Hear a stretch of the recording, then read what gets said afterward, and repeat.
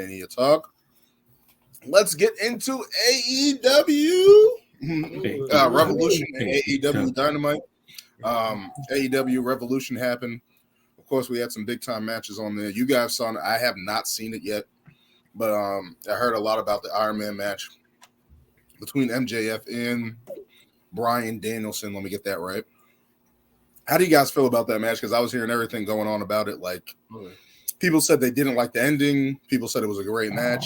You guys like it? Now, people said they didn't like the ending. That's what I was saying. Said that they didn't like the ending. People were saying they didn't like the ending. How the ending happened, where they reached the time limit. No, they did the right thing to me. They did the right thing. Exactly. I wasn't gonna ruin it for you, but pretty much, it's fine. It's fine.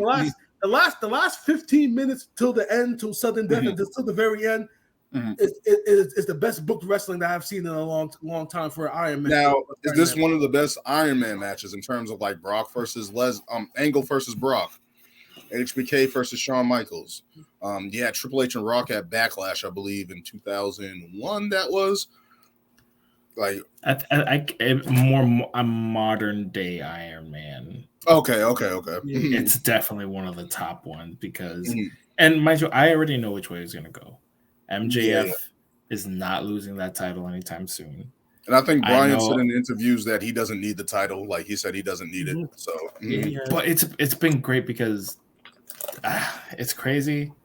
Maybe not story-wise, but I still feel like Daniel Bryan's wrestling has probably been the best it's been in a long time. Like the way he wrestles in AEW is so different than the repetitive shit he used to do in WWE. The kicks all the time. Like, no, this dude is like doing fucking submission, rolling around the mat, fucking putting dudes in every submission. Dude thinks he's Dean Malenko. Like, bro, man of 1,000 holes. The man is wrestling, and Malenko works there as an agent too. I think, dude, and it's just like that match was perfect, like heel baby face, and MJF was just such a good heel at shit talking, bringing in his kids. He's like, and one of the best things he said that I think was great is like, you do this, you've had the most injuries, you've had concussions, and you're still here trying to take this away from me. He's like, you have everything I want. I want a family. I want a wife. I want kids. But yet you still decide to come back and try to take the one thing that I have. And I'm like, yo, this is beautiful. I'm like, yo, this man can talk. Bro, this man can talk. And I'm like, bro, I love this. And then Daniel's like, you really think, he's like, I'm the best fucking wrestler. And that's the main reason why I'm here. Is for that fucking title. And I'm like, if you don't prepare, I'm gonna fucking take your head off. And that's what the match was. The match was brutal. There was a little, not hiccups, but the way it made sense how they did it. Like one thing, the first two falls basically was because he gave Daniel Bryan a low blow, and then pinned him, and then pinned him again. But it balanced out because the blow gave Daniel Bryan a point, and then he still got his 2 pins, but it's deducted one, so it's 1-1. Okay. So I was like, okay, that still makes sense. No, psychologically, that was brilliant, but it's just that. But they're like, is this just production wise? They just didn't. They didn't have to go that route. They could have easily done it some other way. It was perfect. Just in general, like what I think about this match, the way you guys are talking about, it's kind of like Daniel Bryan's been kind of giving the rub to MJF, right? Like he's getting MJF over as a champion, even though MJF is probably the best heel that we've probably seen outside of WWE. Like everything, his promos, the way he walks, the way he comes out to the ring. People said he's an Alberto Del Rio ripoff, which is funny. Like that look. I saw somebody say that, but nah, he's 10 times better. He's 10 times better. And MJF shut that person the fuck down with what he said. He did. Bro, I see him. I'm not this. I'm not that. I'm not an abuser. I'm not Mexican. Like he came forward. Yeah. Like he's, but in terms of just like helping his reign, right? Like kind of like how I feel like Mick Foley got over Triple H, right? Like he put Triple H over during those times at the Royal Rumble, No Way Out.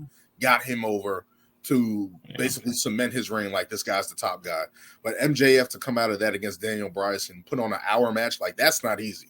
Like Ironman matches, like the only people that I heard about doing like 1 hour Broadways, of course, back in the day was like Ric Flair, Dusty Rhodes, those type of guys, Ricky Dragon, Steamboat, like those guys put on those type of matches. So for this to get that type of acclaim that I've been seeing people been talking about it, despite people saying they didn't like the ending, I'm like, I guess I got to see that for myself. Of course, I got to check that out. But it's like to have that type of acclaim from that in an Iron Man match to hold the attention that long, that's awesome. Like for AEW, that's a win in their book. Like that's a check mark for them. Like, yo, you guys know how to put something together, especially with and that's the thing. And that dude that I watched, I told you guys about, and he's right. It's like AEW. The difference is like with their stories aren't always so consistent. Like they move the story along, but not in the. I guess their pacing isn't the best, and then it's like that's the it's just like it's just like then boom, the pay-per-view's coming up, and it's like, oh shit, now we gotta kick shit into gear, and you're 2 weeks away from now you want to start. Oh, this is the feud, that's that feud. But when it comes to the pay-per-views, it just feels like legit. Like that Tony Stark's Chris Jericho, I was like, the first match I just fell into it, and I was like, what is this? But then the match was like still great, and that Ricky Starks got the win. I was like, and I saw something else where it was just like, all these young talents got these wins. They Ricky Starks. That's the one thing I can actually say. They actually try to build their guys. Exactly. But this is the first time that I saw like everybody kind of went through and like got their pushes that they needed. But that Daniel Bryan, the Bryan Danielson and MJF was just like the icing on the cake because, and all the post stuff after, just the like post thing. I saw the post, which I think was fucking amazing. Like MJF is just putting himself over, right? Like like it's crazy. I'm honestly gonna start to think like, yo, bro, that's not a gimmick. That's legit him. I'm honestly still. No. He's invested in that character from what I've seen outside, like clips and stuff like that. I'm like, yo, he's so invested until like the core. Like that is him.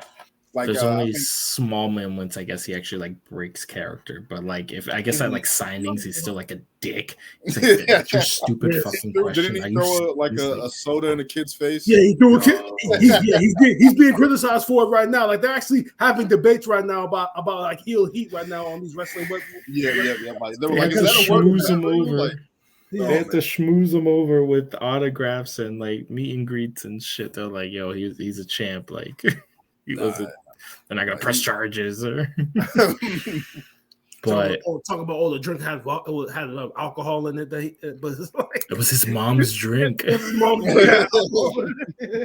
She was just trying to have a good time. Like, one thing I can say about AEW that I like is MJF's ability to get over. Like he's impactful. Like when he comes out, even though he's not the biggest, he's not the strongest.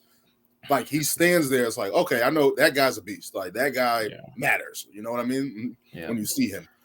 See, he reminds me of like Bobby Roode and like NXT. Like he had the robes, he had the body, he had the fucking theme song, and I was just like, yo, he's doing the vignettes with the suits and shit. And I was just like, yo, Bobby Roode should have easily been like a fucking Triple H on the main fucking roster. Like, yes, you're kind of doing the whole Ric Flair shit, but like, bro, you were like a pure fucking heel, and him just coming up, and mind you, he's still so fucking young. And see, him being that heel reminds me of like a young Randy, which I'm like, that's what Austin Theory needs to be.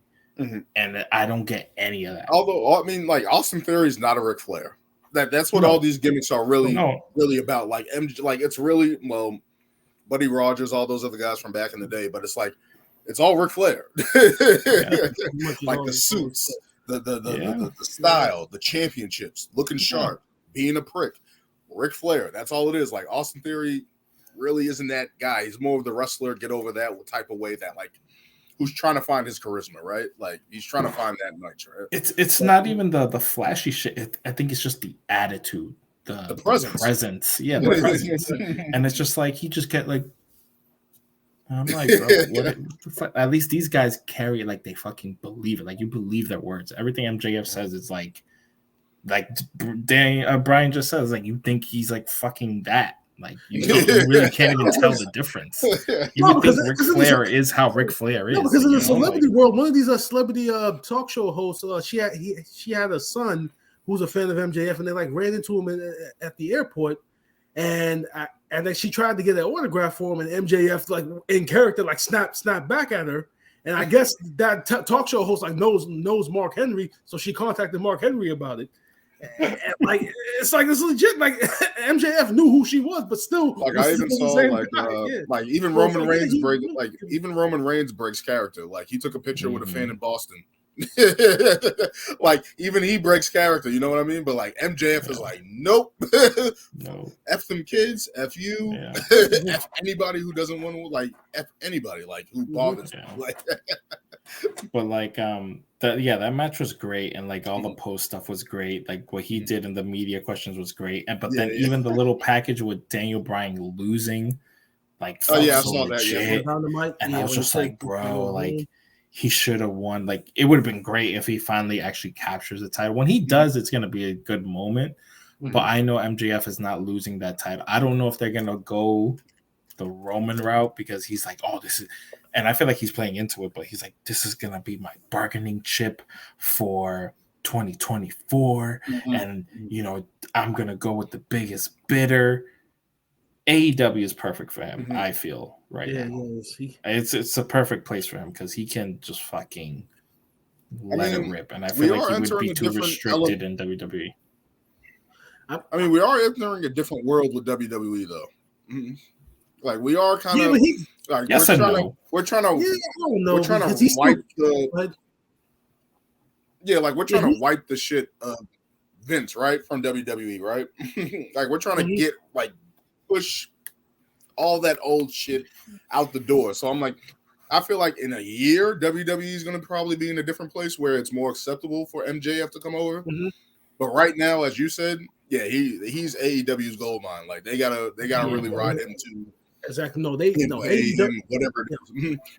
To me, MJF is AEW. He's a number one priority. You don't let once in a generation talent like him go. I mean, if he does go to WWE, they'll probably just tell him like, ease back on all the profanity. Don't mention AEW, and then Triple H will just let him go. But can he still be the same great? No. He can't. No. I could see it from that standpoint. Like, he's AEW allows him to just do whatever. Like, he's going to be in that position where it's like, I don't want to say CM Punk like, but in terms of like, he's actually for the business like that. Like, I feel like he's gonna rub people differently than fucking CM Punk did, right? Like, where CM Punk was kind of like a blaze of like glory, like burning all these bridges. I feel like MJF is going to be like, how can I still be a part of this business and be like ingrained in it? I feel like he's more of a different type of heel than CM Punk, or a different type of personality. Because you feel like whereas CM Punk is kind of like everybody's kind of the same way a little bit, but in different ways. Like CM Punk was kind of like, oh, everybody's against me. Everybody's like, I feel like MJF is doing it for like the business, like for the company, like being a prick like that. So it's like, and he keeps putting the title. He's like, this is the most prestigious title in professional wrestling. Like, man, props every, and even the whole thing with his whole contract thing, I thought was hilarious because he'd go on these talk shows and he's like, oh, I got paid stupid money. He's like, they are paying a stupid amount of money. He's like, I'm fucking rich now. It's just like, bro, he can do all this shit. Even when Triple H won his title, like he first won his first reign as the Game Triple H. He's like, this is the most important thing in my life. Like, this is the most important title in wrestling. Like, it's all a playbook from Ric Flair. And it's just like, MJF is the perfect person to play, right? Like, he's not as big as Triple H. He's kind of like a Ric Flair, like kind of the same size. He's like, he's not going to be physically imposing. He's going to try to weasel his way out. He's going to try to do all these things, but like, he's perfect right now. And it's crazy how we were talking about the whole like heel antics. Like in that match, this man pulled out all the stops. Everything. This dude was getting desperate in the sudden death. Everything that he had done to one. Did he pull out a fork and stab his opponent. He got hungry. We're gonna get into that. We're gonna get into that in a little bit because I got some shit to say about Jon Moxley, man. Oh my goodness. Let's get into that. Jon Moxley just likes blood. Exactly. He's a vampire. He's a vampire. Hangman Page won that Texas Deathmatch against Jon Moxley. Like, all I saw was the clip with him and the fork, and I'm like, "What are you doing?" John, you know what's crazy? You know what's crazy? And I didn't even think about it, but like some of the shit they used in that match, you're like, yo, that shit probably actually legitimately hurts. Like, you can't. Is that fake. necessary? Is that necessary? Fake. This is the problem with I have with Jon Moxley and blood and stuff like that. It's just like, is that necessary? But that's the thing. He comes exactly from what I was just about to say. But that's the thing. You gotta understand. He was a big indie guy, and he was part of that whole death match. The death match. That's his fucking CZW. Yeah, it's his facade, you know.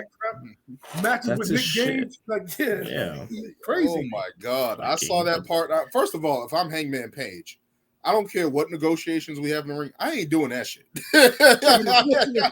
I'll go through a table. No pizza cutters. I'll probably go on thumbtacks. I'll probably go through like glass or something, but fork to the head, pizza cut. No. Here's the thing. For that match, if you were gonna bleed, that's perfectly acceptable. But the 3 weeks prior, where every week Moxley was bleeding, it's just like yo. To me, blood in professional wrestling is kind of like coffee and sugar. Like, sure, you put the right amount of sugar in your coffee, and it comes out right. It comes out right. But then you put too much sugar in there, and then the sugar becomes the coffee, and then you're drinking diabetes. And that's exactly what Moxley is. And that's exactly what Moxley is in his matches. Diabetes. It's just like, dude, this is a regular match with no stakes. You do not need to be bleeding right now. It's crazy because when you look at their faces at the end of the match, like on Hangman's face, you just see like. And it's just like, yo, that little thing gushed all this blood out. Same with Mox. It's like you just got a little, and the shit, like your face is just pooled in blood. But like I was saying, it's like this shit you can't fake, like putting your fucking hand between two bricks and having the dude step on it. You're like, yo, those brick spots are just like, yo, realistically, your hand should be broken. The match should be done with. Like, I don't know how you fake that. This dude stomped his head on the brick, and I'm like, yo, come on, the match should be over. Like, and I get it. I know a lot of people are like, oh, that's too gory, but it's just like, you know what? I like that they sprinkle it in every once in a while because these are the more hardcore indie wrestling fans, and you know. You're going to have the regular people who watch WWE. Oh, let me check out AEW. And you're like, God damn, they're fucking using barbed wire like crazy and all this other shit. That's the thing. If you're a WWE casual and you watch AEW, you got to remember that. You got to remember this is indie style wrestling. A lot of high spots, a lot of unrealistic shit. And that's just the style and that's the way it is. And those I'm fine to a certain point. I'm fine to a certain point. But when I saw that fork come out and he stabbed him in the head, I'm like, no, that's like Tommy Dreamer stuff. Like even in when Tommy Dreamer was in TNA, I didn't see much of the ECW shit. It's ECW but when he was in TNA and they had the House of Hardcore shit, and he always pulled out a fork. I'm like, dog, what's wrong with you? Like a chair shot. Like I thought thumbtacks was the limit of this. Like the staple gun is okay, I guess. Like certain stuff, but I'm like, yo, especially what you guys were saying about Moxley, all that stuff, like when he was fighting Kenny Omega and going through glass. I'm like, dog, bro, that fucking Brian, you remember that? What was it? The explosion death match? This match with the shittiest finish in the world. Had everybody thinking the ring was going to explode, and then you got these little sprinklers. That shit was. I was listening to Kenny Omega talk about that shit. He's like, because I guess what happened was whoever was the pyro guy or some shit. I guess I don't know. They either didn't show up for work or some bullshit. So what they got is what they got. And he's like, yo, we put in all this work like in a great match, and then not all everybody remembers is a stupid, shitty flash because they fucked up. We did our jobs, but they fucked up. Marvelous. I'm like, they had what's the guy? Kingston. Eddie Kingston. Yeah, Eddie Kingston. I love Eddie Kingston. Out covering Daniel Jon Moxley. I'm like, oh shit, they're gonna blow up the ring. Like, dog, terrible. Like you guys could have done anything else. You guys could have done anything else. But yeah, that match was great. And like, dude, the fact that this man fucking used the oxygen tank at the fucking end after getting administered oxygen, it's just like classic. And then he just throws it back into the ring like, I didn't do nothing. It's just like that's some evil, like, you know, maybe that's what Austin, you just be fucking evil, like just be evil and make it believable, and then maybe we'll be like, all right, you're a dick, but you're a heel and we fuck with you. But this whole like, I'm just cocky and I'm getting lucky finishes, like that's just not. He has to have the thing that he's missing right now is a rivalry. He has to have somebody that he can go back and forth with. But Montez Ford. Look who his face though. Yo. But look who his face though. Lashley. Like, come on now. You're getting top people and you're still not like WWE. Montez Ford, Austin Theory. Let's get a rivalry through the summer. Please. So Daniel, with what you've seen with the Revolution so far, have you seen the Samoa Joe and Wardlow match? No, I have not seen. I haven't checked out. I only seen like clips of certain stuff. Let me save you the time. Don't watch that match. It'll put you, the crowd was dead for that match. That match was just. I'm skeptical. I'm skeptical right now of how Samoa Joe is used because I remember him at the end of NXT. It was like, yo, he looked like he can barely move. Like, so I'm like, for him to still be getting these high profile matches like this, I'm like, I'm not. He needs to be, like, in my opinion, I'm like, he needs to be a trainer right now. He needs to be like a person, maybe a backstage person that like an agent, something of that nature, kind of how they try to have him in NXT at point. But it's like, I don't know if he can move like that. I don't think he wants to give it up yet. Nah. Those guys He's never not trying to give it up yet. Because I'm like, when I watched AEW Dynamite, and I'm like, yo, Warlord can move. Like, he's active. Like, with him and Powerhouse Hobbs, we chatted about it. It's like, yo, these guys are hard hitting. They go after each other. They have big moves. And it's like, now just to see, like, I looked at the Revolution card, and I'm like, I saw that match. I'm like, what is Samoa Joe doing fighting Warlord? And that's my thing. And that was a story apparently. Yeah, I was a big Samoa Joe fan when he was in NXT. Samoa Joe. Yeah, like the man did some great shit. But yeah, when he came back to NXT and he was just, bro, he couldn't move. I was like, why did you agree? Why did you come back for this? He's like, he's huge. He's huge. Yeah. Like, I'm like, dog. I think he was Mexican. He's like, hey, wait, fuck. Like, yo, like, I love Samoa Joe, but I'm just sitting there. I see him on TV. I'm like, he still has the promos. He still has that skill, but it's like in ring, it's just like it's gone. Like, I don't see it. I don't see it. Yeah. Like he beat Karrion Kross from the title, then got hurt again. Like, you know,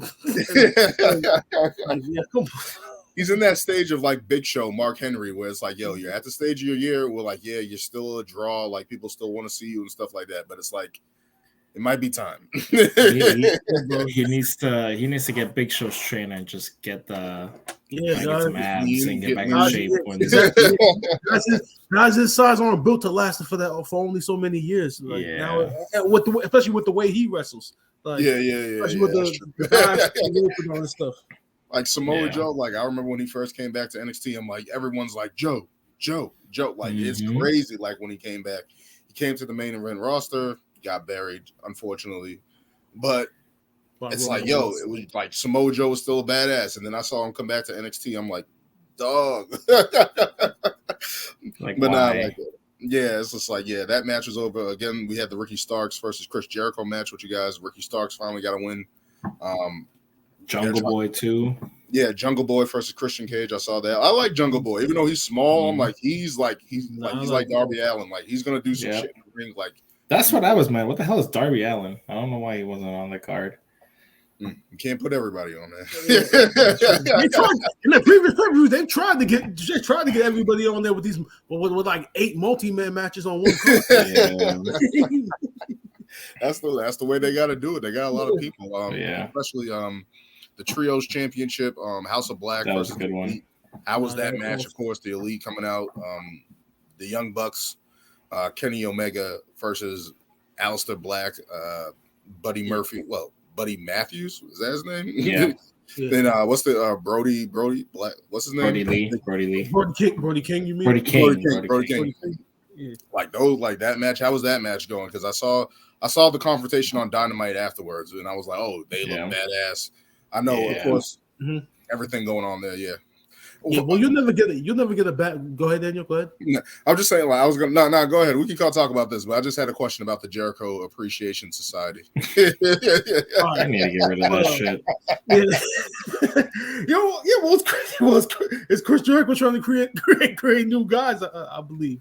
But back to that trios title match. Mm-hmm. You'll never get a bad match out of the Young Bucks. I mean, psychologically, they try to do a lot. I mean, they put a lot into their matches. A lot of spots, a lot of like waiting and such. But athletically, you'll never get a bad match from them. And Kenny Omega, he's one of the best wrestlers in the world. Mm-hmm. So then you combine that with going up against Aleister Black and the House of Black. It really was a good fast paced match. If you like the fast paced matches with the spots, this is definitely the match for you. Like they said on Dynamite, now apparently this is being pushed into a triple threat 6-man tag. With the JAS. So Daniel, what were you gonna ask about them? What the hell are they? Well, remember when AEW started. I remember they had Jack Swagger. They had Jack Swagger. Yep. They had Ortiz and Santana. Who's a fucking joke now? Jack Swagger. He's a Jake Hager. Yeah, he's a joke now. All he does is make jokes now about that stupid ass hat. Yeah, that's it. all he does is talk about it. When I first watched AEW, they had all these guys in there. I'm like, okay, I know who that is. So, bro, this is like his second or third iteration faction. Appreciation Bro, first he had second. It was the inner. Was it Inner Circle? It was Inner Circle. Yeah. Wait, brother, Guevara. Yep. They were like. No, I wouldn't say NWO, but they were like fucking shit up, basically. They were like, yeah. I remember them when I first started watching. Yeah. And Jericho was champ. Sammy Guevara had the TNT. I don't know if some of the other guys had the tag titles. I don't think they did, but then they broke up, and then he brought in all these other dudes. And mind you, Sammy Guevara actually left the group, and then now he's back. Whatever. But the other two dudes, I fucking hate that dude with the fucking square ass head who looks like cocaine. All the fucking like, you're talking about Angelo Parker and then I forget the other dude's name, Matt Menard. Yeah, those two guys. Bro, they suck ass, bro. I'm like, what are they? That's the first thing I kept saying was like, you guys remember NXT Everrise? That's them. Yeah. So every time I see them, I was like, yeah, Everrise. Yeah, that's like, why are they getting this rub? and then who's the other dude? He's the ROH. Was. Oh, Daniel Garcia. Daniel Garcia. Yeah. He's a part of it too, and it's just like I don't know Jericho's group, but great technical wrestler. Shitty on the mic. Shitty character. Yeah. If you just want him to wrestle, he's good. But as a character, anytime he talks with the New York accent, maybe that's why they're trying to pair him up. He's supposed to be a sports entertainer. My thing is to pair that many guys up for Jericho for them to get the rub off of him. I'm like, I don't know who these people are. Like, I don't know. Jericho's been losing a lot, but he's just been putting people over at this point right now. Yeah, I get that. That. He got the win in that match against Top Flight and AJ Fox, right? Like on Dynamite, right? So I like that, man. I'm like, the trios match is new to me. Like, I was like, oh, the Young Bucks are in there. I used to have a stigma against the Young Bucks, but I'm like, they have their place. Like, they have their niche. They know how to work. But that trios match, I'm like, okay, that was entertaining. Like, that's new to me. I'm like, yo, that's a pretty good match. Like, I liked it. And Jericho got the win after they said he was losing. And now all of a sudden he's getting thrusted into this trios championship. I'm like, is he really, like, are you in, like, should you be doing that?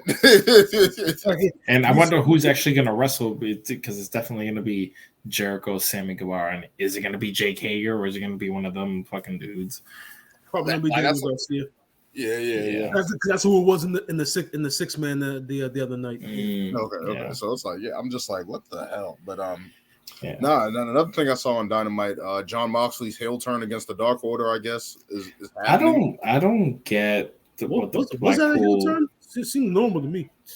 They've been just a normal Jon Moxley behavior. That's normal Mox behavior to attack these dudes after the match. They just fuck dudes up for no reason, and it's like just how does Claudio Cesaro fit in that? Just call him. Is he part of like the Claudio Black Club that broke up Claudio Costa out? But they're still together though. They're still the Blackpool Combat Club. Yeah, they're still the Blackpool Combat Club. He's still with them, right? Okay. But he's the ROH champion though right now. Mm-hmm. He's a heel too. That's the thing. Who was heel? Them, Wheeler Yuta, they're all heels now. Yeah. Okay. But it's just like there's no reason why they're fucking people up. It's just to fuck people up because they're like, oh, if you step to us, we're gonna kick your asses. But it's like people are stepping to you. I'll just have matches and just beating their asses after. That's what I'm saying. Like they beat up the Dark Order. I'm like, like I asked you guys, like the Dark Order is fading out anyway. But it's like, Dark Order, that's what I'm saying. Like Dark Order just needs to get like rebranded at this point. Like it doesn't even make sense anymore. In the beginning, when they were like, "Oh, who's running the Dark Order?" and then it was Brody Lee, like that shit was fire. And then it sucks. Save that stable. Like you don't understand when they first debuted before Brody Lee. They were just some creepy ass like sex slaves or some shit. But I'm serious. Like at that first pay-per-view, when they came out, if you could find the video, the entrance, it was fucking creepy as shit. But it was a bunch of them though. I feel like there was way more of them. And it was mad. And they would come out like this. Everything went dark. And they would just come out, and everybody's like, yo, who's running the Dark Order? And that's when the whole thing, like, yo, who's in charge? Who is it? And then it was Brody Lee, and you're like, oh. Who's the higher power? And when they let this man do his whole intelligent act, bro, that shit was fire. Nah, Brody Lee was so awesome, and rest in peace, of course, but like he was so awesome. I was like, yo, like he's finally getting that run, like a main event run, like badass matches with Cody Rhodes. I'm like, okay, that was pretty good. And unfortunately, he passed away. But it's like the Dark Order, they were trying to get Hangman Page, right, to lead them at some point, and he was like, no. And I'm like, why did they recovered from that? Yeah, I'm like, why did they even do that? Like, if he wasn't going to lead them or whatever. I felt like he shouldn't even be put in that position. Because they're like friends or whatever. But yeah. That's why he came out last night and stuff like that. But it's like, I don't know. Hopefully they can. Orange Cassidy all day. He's fighting Jeff Jarrett, Double J. Get his ass out of here. I give it to him though, man. Still in shape, but he's still in great. He's still in great shape. Still a great heel. Still gets heat. But I just never was a fan of Jeff Jarrett. You didn't like Jeff Jarrett? You didn't like him? You didn't like him in Impact? No, because here's the thing. Because when I started watching wrestling, because I remember his character in 1999 in WWE before he went WCW with the hat, the guitar. This dude's hitting Mae Young and Fabulous Moolah with the guitar, attacking women, putting them in figure four leg locks and stuff. Like as a kid watching that, I was just like, yo, this dude is an asshole. Why is he beating up older women? Like, yo, that's not funny. Like, what's wrong with this guy? I just don't like him and Jay Lethal together. I'm like, yo, I don't Jay get Lethal. That hearing, like, how is he a heel? Like Jay Lethal was like the funniest dude in Impact with the Macho Man gimmick and the Ric Flair shit that he's doing. Great in the ring. I'm like, how is he a heel at any point? Jeff Jarrett. I guess that's all it takes. because of that Ric Flair's last match angle that they did.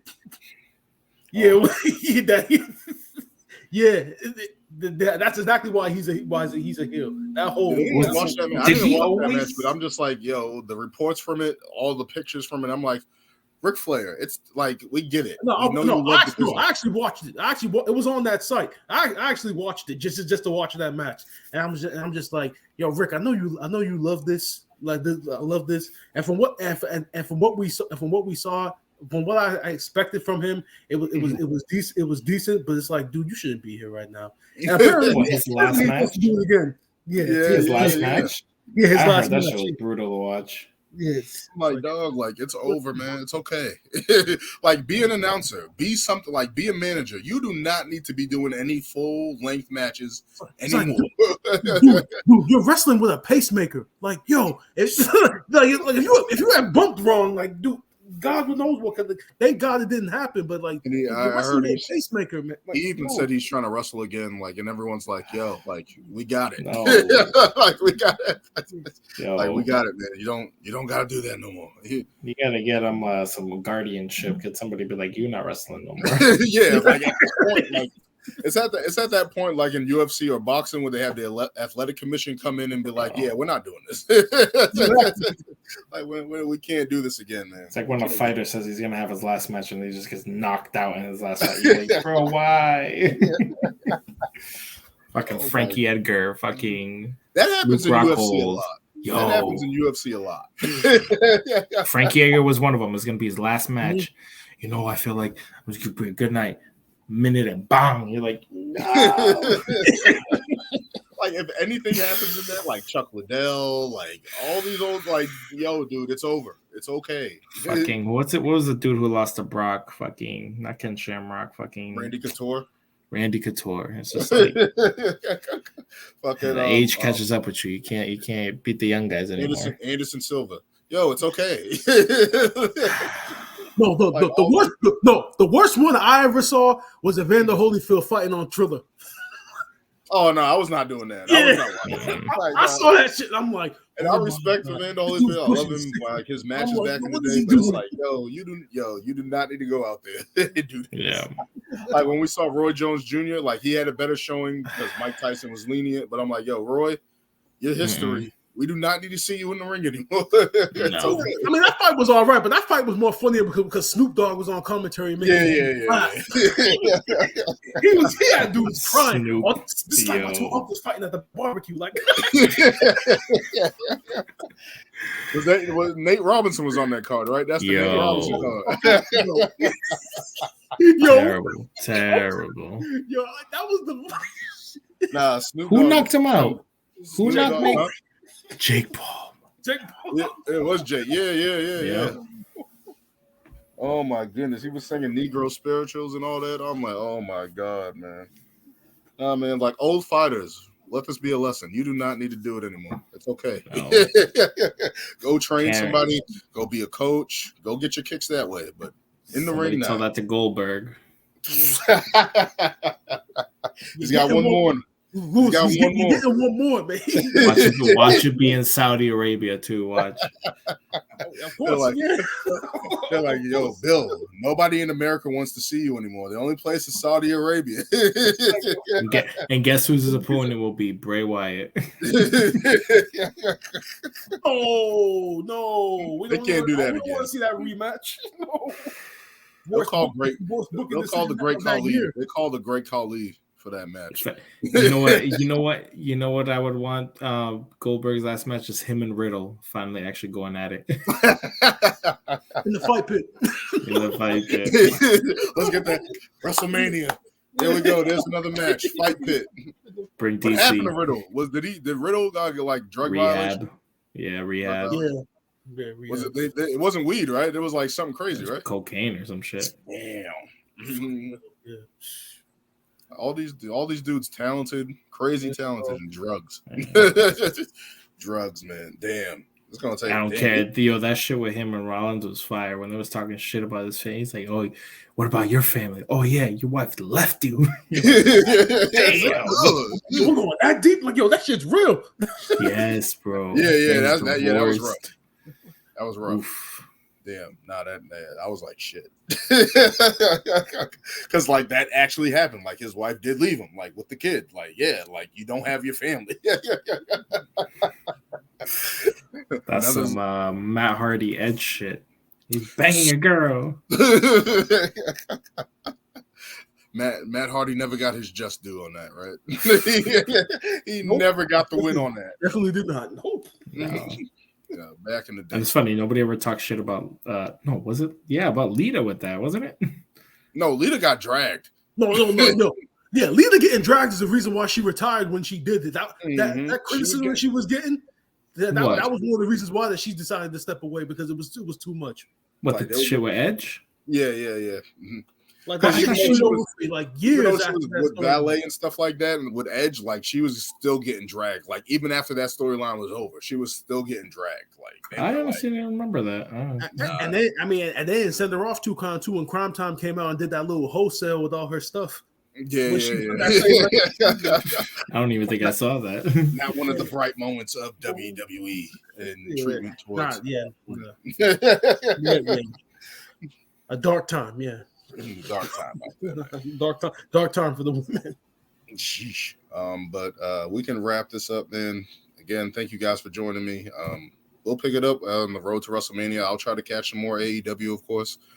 And that will do it for this episode. Thank you guys for joining me, and until next time.